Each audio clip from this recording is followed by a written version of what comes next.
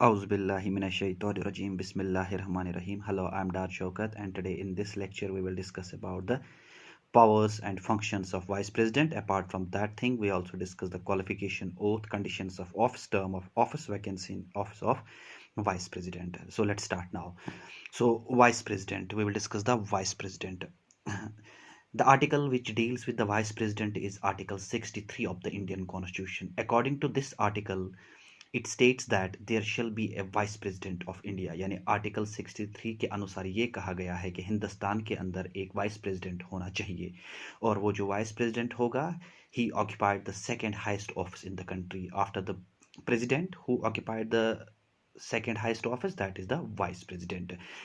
सो हम कह सकते हैं कि जो प्रेसिडेंट ऑफ इंडिया होता है, he occupies the first highest office, और उसके बाद जो सेकंड हाइस्ट ऑफिस कोई ऑक्यूपाई कर लेता है, that is the vice president. उसके बाद the manner of election of the vice president is same as the president. जो जिस तरीके से प्रेसिडेंट का इलेक्शन होता है, उसी तरीके से वाइस प्रेसिडेंट का भी इलेक्शन होता है, लेकिन थोड़ा सा डिफरेंस है, वो जान लेते हैं. सो मैंने कहा था कि प्रेसिडेंट के इलेक्शन में इलेक्टोरल कॉलेज, मतलब इलेक्टोरल कॉलेज मैंने आपको कहा था, कहते हैं elected members of Lok Sabha, elected members of Rajya Sabha, elected members of state legislative assemblies. लेकिन प्रेसिडेंट के इलेक्शन में नॉमिनेटेड मेंबर जो होते हैं, उनका वोट नहीं होता है जब प्रेसिडेंट को इलेक्ट करना होता है. और जब हमें वाइस प्रेसिडेंट को इलेक्ट करना होता है, तो उस केस में क्या होता है, जो इलेक्टोरल कॉलेज होता है, लोकसभा के इलेक्टेड मेंबर्स, राज्यसभा के मेंबर्स, और वहाँ के नॉमिनेटेड मेंबर्स भी जो पार्लियामेंट के होते हैं, parliament simply means Lok Sabha and Rajya Sabha. So वहाँ के both elected members and nominated members participate करते हैं किसके इलेक्शन में, वाइस प्रेसिडेंट के इलेक्शन में. Only the difference between the what I can say the election of the president and the vice president is that in president election only the elected members can participate, not the nominated. But in the vice president election, the nominated members also can participate in the election of the vice president. Apart from that thing, all disputes regarding election of vice president is adjudicated by the supreme court. यानी अगर कोई भी dispute आ जाता है किसके election के बीच में, vice president के इलेक्शन के बीच में, किसी को लग रहा है कि वाइस प्रेसिडेंट का इलेक्शन अच्छे तरीके से नहीं हुआ, as per the provisions, as per the law, as per the provisions of the law नहीं हुआ, सो एक डिस्प्यूट आ जाता है. इस डिस्प्यूट को कौन रेक्टिफाई करेगा उस समय पे, who is the authority, that the supreme court is the authority. So ये कुछ इंपॉर्टेंट चीजें थे जो वाइस प्रेसिडेंट के रिलेटेड थे. अब जान लेते हैं कि what should be the qualifications for the post of the vice president. The first qualification is that he should be the citizen of India. वो हिंदुस्तान का citizen होना चाहिए, and should have completed 35 years of age. उसने तक उसकी as क्या होनी चाहिए, completed 35 years of age. It means that क्या हम कह सकते हैं 34 years का बन सकता है क्या वाइस प्रेसिडेंट, नहीं बन सकता. So maximum एज लिमिट है 35 years, मिनिमम एज लिमिट है 35 years, मैक्सिमम का कुछ भी नहीं है. तीसरा क्वालिफिकेशन जो है, should be qualified for election as a member of Rajya Sabha. याद रखिएगा, जो वाइस प्रेसिडेंट होता है वो मेंबर होता है राज्यसभा का, उसका लोकसभा के साथ कोई लेना देना नहीं होता है. तो उसको वो सारे क्वालिफिकेशंस होने चाहिए जो एक राज्यसभा के मेंबर के होने चाहिए. और उसके बाद should not hold any office of profit, यानी अगर कोई बंदा कंट्री का वाइस प्रेसिडेंट बनना चाहेगा, सो अगर वो कोई और काम कर रहा है, तो उसको वहाँ से पहले क्या करना होगा, रिज़ाइन करना होगा, तो तभी वो कंट्री का वाइस प्रेसिडेंट बन सकता है. उसके बाद ओथ की बात करते हैं. ओथ आता है under article 69 of the Indian constitution. So as per the 69 of the Indian constitution, the oath is mentioned of vice president. It is administered by the president. कौन दिला देता है इसको ओथ, प्रेसिडेंट और some person appointed by him. या president अगर चाहे किसी और पर्सन को अपॉइंट कर सकता है ताकि वो उसको ओथ लेने में मदद करे. उसके बाद जो है term, so he holds the office for a term of 5 years. 5 साल तक वो अपने ऑफिस को अपना ऑफिस संभाल लेता है. 5 साल के लिए उसको अपॉइंट किया जाता है, उस इलेक्ट किया जाता है. उसके बाद कंडीशंस ऑफ ऑफिस, यानी वाइस प्रेसिडेंट की ऑफिस ऑफ की कंडीशन क्या होनी चाहिए. Should not be the member of the either house of the parliament और स्टेट लेजिस्लेचर, यानी वो किसी भी हाउस का, न लोकसभा का न राज्यसभा का क्या होना चाहिए, मेंबर होना चाहिए, ना ही किसी स्टेट लेजिस्लेचर का होना चाहिए. पहली बात. दूसरी बात, अब वो क्या रिज़ाइन कर सकता है पहले? He can resign from his office at any time by addressing the resignation letter to the president. अगर कभी इन फ्यूचर में वाइस प्रेसिडेंट को कभी रिज़ाइन करना होगा, उसको रिज़ाइन किसको रिटर्न में देना होगा? प्रेसिडेंट को देना होगा। और he holds office for a term of 5 years from the date of which he enters upon his office. जिस दिन से वो ऑफिस में बैठ जाएगा, इलेक्शन जीत जाएगा, उस दिन से उसके 5 साल होने शुरू हो जाएंगे। उससे पहले ही रेजिग्नेशन देना चाहेगा 5 साल से पहले, तो किसको देना होगा? उसको प्रेसिडेंट को देना होगा। और क्या उसको हटाया जा सकता है? क्या उसके अगेंस्ट इम्पीचमेंट हो सकता है? देखिए, मैंने पहले ही कहा he is the member of the Rajya Sabha, so Rajya Sabha can has authority to remove the what I can say the vice president. So how can be removed by the resolution of Rajya Sabha passed by an absolute majority. राज्यसभा उसे हटा सकता है, लेकिन उसके लिए उनके पास कौन सी मेजॉरिटी होनी चाहिए? एब्सोल्यूट मेजॉरिटी होनी चाहिए। At that absolute majority then later on should be agreed by the Lok Sabha. Lok Sabha उसको एग्री करना चाहिए। और उसके बाद अगर कोई बंदा कंट्री का वाइस प्रेसिडेंट बन जाता है, अगर वो नेक्स्ट टाइम पे 5 साल पूरे हो जाते हैं, क्या वो फिर से उठ सकता है इलेक्शन के लिए? Can be elected for any number of terms, यानी वो फिर से कभी भी उठ सकता है। उसके बाद वैकेंसी इन ऑफिस, कब कब उसके ऑफिस में वैकेंसी क्रिएट हो सकती है, कब कब हमें लगे कि office of the vice president जो है उसमें वो वैकेंसी क्रिएट हो सकती है। तो पहली बात है कि on the expiry of his tenure, जब उसके पूरे 5 साल हो जाएंगे, तो पूरे 5 साल के बाद क्रिएट हो सकती है। या अगर वो पहले ही रेजिग्नेशन देता है 5 साल से पहले, तो हो सकता है क्रिएट।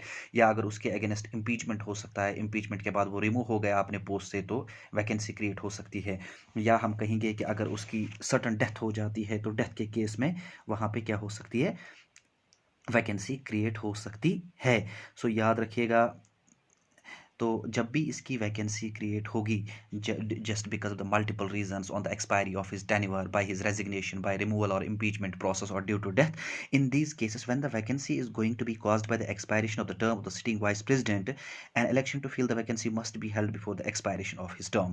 So अगर इस इन रीजन से ये मतलब इन रीजन से क्या होता है कि इसके ये ऑफिस वैकेंसी क्रिएट हो जाती है, तो इस केस में क्या करना होगा? उसके टेन्योर को कंप्लीट करने से पहले ही हमें नया वाइस प्रेसिडेंट इलेक्ट करना होगा। या if the office falls vacant by resignation, resignation की वजह से, रिमूवल की वजह से, डेथ की वजह से, सो should be held as the vacancy should be held as soon as possible after the occurrence of the vacancy। जो ही वैकेंसी क्रिएट हो जाएगी just because of the death, just because of the resignation, जितनी जल्दी हो सके हमें उस vacancy को वहां पे फिर से फिल अप करना होगा। The newly elected vice president remains in office for a full term of 5 years from the date of he assumes charge. उसके बाद जो नया वाइस प्रेसिडेंट बन जाएगा, वो भी अपने ऑफिस को कितने साल के लिए संभालेगा? राउंड अबाउट 5 साल के लिए, जो नॉर्मल टेन्योर है। एमॉलमेंट, इसकी सैलरी जो होती है, यूजुअली जो हम कहते हैं कि जो वाइस प्रेसिडेंट की सैलरी होती है, वो salary as a vice president of India नहीं लेता है, वो salary as a chairman of Rajya Sabha लेता है। क्योंकि जो वाइस प्रेसिडेंट होता है वही अल्टीमेटली बन जाता है राज्यसभा का chairman. It means that ex officio, यानी एक्स ऑफिशियो का मतलब क्या होता है? सिंपली यानी आप कोई एक चीज हासिल करो, आपको 2 चीज मिलेंगे। यानी ये वाइस प्रेसिडेंट बन जाता है और अल्टीमेटली इसको क्या मिल जाता है? ये क्या बन जाता है? Chairman of Rajya Sabha. सो उसके बाद इसकी जो नॉर्मल सैलरी होती है वो 1,25,000 पर मंथ होती है, 1,25,000 पर मंथ। अब बात करते हैं कि power and functions of the vice president, कि इसके क्या क्या पावर्स और इसके क्या क्या फंक्शंस है। देखिए, सबसे पहली बात आप याद रखेंगे, he acts as a ex officio chairman of Rajya Sabha. Rajya Sabha जो हमारे पास होता है परमानेंट हाउस, उसका चेयरमैन कौन होता है? उसका चेयरमैन होता है वाइस प्रेसिडेंट खुद ही acts as a president when the vacancy occurs in the office of the president. अगर ऑफिस खाली हो जाए, प्रेसिडेंट की डेथ हो जाए, या प्रेसिडेंट रेजिग्नेशन रिजाइन कर लेगा, सो उस केस में उस समय पे कौन प्रेसिडेंट बनेगा? उस समय पे वाइस प्रेसिडेंट जो होगा, वाइस प्रेसिडेंट ही क्या बनेगा? प्रेसिडेंट बनेगा और प्रेसिडेंट का काम संभालेगा। But he acts as a president only for a period of 6 months. लेकिन वो सिर्फ कितने महीने तक प्रेसिडेंट बन सकता है? 6 महीने तक। और उसके बाद 6 महीने के अंदर अंदर किसी भी हालत में प्रेसिडेंट सीट के लिए हमें क्या करना होगा? इलेक्शन करना होगा। If the office of the president and vice president both falls vacant, अब अगर प्रेसिडेंट भी नहीं होगा, वाइस प्रेसिडेंट भी नहीं होगा ड्यू टू सर्टन रीजंस, सो उस केस में क्या होगा? कौन एज अ प्रेसिडेंट एक्ट कर सकता है? CJI. CJI chief justice of India जो होगा, या कोई सीनियर मोस्ट जज जो होगा, वो act as a president of India कर सकता है। उसके बाद ही एक्सरसाइज जो राज्यसभा का स्पीकर जो होता है, या उसको हम कहते हैं राज्यसभा का जो स्पीकर होता है, वो नॉर्मली कौन होता है? वाइस प्रेसिडेंट, लेकिन वहां पे हम उसको चेयरमैन कहते हैं, चेयरमैन ऑफ द राज्यसभा। उसके बाद इसके इसके क्या क्या फंक्शंस होते हैं, क्या काम कर लेता है। जब भी राज्यसभा के मीटिंग्स होंगे, उन मीटिंग्स को कौन प्रिजाइड करेगा, हेड कौन करेगा, कंडक्ट कौन करवाएगा, that is the speaker of the Rajya Sabha. और जो राज्यसभा के अंदर डिसिप्लिन को मेंटेन रखना है वो भी कौन करेगा, वो भी करेगा चेयरमैन ऑफ द राज्यसभा। उसके बाद राज्यसभा के अंदर जो मेंबर्स होते हैं उनको बोलने का मौका जो दिया जाता है, राइट टू स्पीक, फ्लोर के ऊपर आना है, उनको कुछ बोलना है, तो उनको भी वो राइट कौन देता है, परमिशन कौन देता है, that is the chairman of the Rajya Sabha. उसके बाद याद रखिएगा जो होता है, he signs the bill after being passed by the Rajya Sabha. Rajya Sabha का जो चेयरमैन होता है, राज्यसभा ने कोई बिल बनाए तो उस पर सिग्नेचर किसका होना चाहिए, स्पीकर ऑफ द राज्यसभा। और वो कभी भी एडजॉर्न यानी पोस्टपोन, राज्यसभा का कोई स्पेशल सेशन होने वाला होगा उसको कौन एडजॉर्न कर सकता है, पोस्टपोन कौन कर सकता है, उसको पोस्टपोन कर सकता है, that is the vice president. So ये कुछ इंपॉर्टेंट पावर्स थे किसके, ये हमने पढ़े वाइस प्रेसिडेंट के। उसके बाद इंपॉर्टेंट चीज़ें ये भी है, वो भी जान लेते हैं हम। For the first time in 1969, पहली बार 1969 के अंदर क्या हुआ, जो जाकिर हुसैन कंट्री के प्रेसिडेंट हुआ करते थे और उस समय पे जो वाइस प्रेसिडेंट हुआ करते थे श्री वीवी गिरी हुआ करते थे, उन्होंने रिज़ाइन कर लिया। और उस जब उन दोनों ने रिज़ाइन कर लिया तो प्रेसिडेंट एंड वाइस प्रेसिडेंट का ऑफिस खाली हो गया। सो उस केस में क्या हो जाता है, उस केस में उस समय पे चीफ जस्टिस को एज एक्ट प्रेसिडेंट करना होता है। सो उस समय पे जो चीफ जस्टिस थे, he was the M Hidayatullah, उस वो एज अ प्रेसिडेंट उसने काम किया, ऑफिस को संभाला। लेकिन अब आप कहेंगे सर अगर office of the vice president भी और प्रेसिडेंट भी खाली हो जाता है तो प्रेसिडेंट की जगह पे तो करेगा चीफ जस्टिस काम, लेकिन ये बताइए कि वाइस प्रेसिडेंट जो है वहाँ पे कौन काम संभालेगा, तो डिप्टी चेयरमैन जो होता है, क्योंकि राज्यसभा का चेयरमैन होता है वाइस प्रेसिडेंट, उसके बाद और एक उसका होता है डिप्टी चेयरमैन। सो अल्टीमेटली वो काम कौन संभालेगा, डिप्टी चेयरमैन संभाल लेगा। उसके बाद कुछ इंपॉर्टेंट चीज़ें हैं वो आपको बताना ज़रूरी है। Krishnakant was the first vice president to die in the office. ऐसा कौन सा वाइस प्रेसिडेंट है जो पहली बार अपने ऑफिस के अंदर मरा, दैट वाज द कृष्णकांत। उसके बाद when two presidents doctor Zakir Hussain and Fakhruddin Ali Ahmed died in office the term respective vice presidents VV Giri and BD Jatti acted as a president. यानी जब जाकिर हुसैन और फकीरुद्दीन अपने ऑफिस में ही मर गए थे उस समय पे वाइस प्रेसिडेंट जो थे वो वीवी गिरी एंड जेडी बेटेड, उन्होंने क्या किया, they acted as a president, वही उन्होंने एज ए प्रेसिडेंट का काम संभाला। उसके बाद ये भी याद रखिएगा, the vice president doctor Radha Krishna discharge the functions of the president in June 1960।